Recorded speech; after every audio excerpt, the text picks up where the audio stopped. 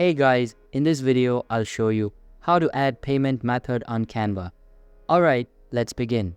First of all, open any preferred browser on your device. In the browser search bar, type canva.com and hit enter.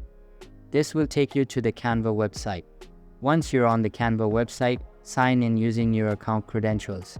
After signing in, navigate to your account settings.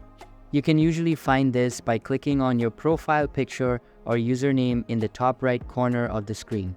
In your account settings, locate the billing and payments section and click on it. Then, click on the option to add a payment method. This will open up a pop-up window where you can enter your payment information. Here, you can add a credit card, debit card, or other payment method like PayPal. Enter your payment details such as your card number, expiration date, and security code. Once you've entered all the required information, click on the Add Payment Method button to save your payment details.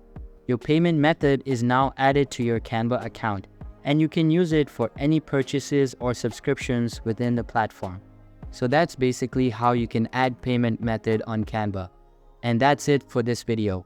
If you find this helpful, consider subscribing and giving this a big thumbs up. Thanks.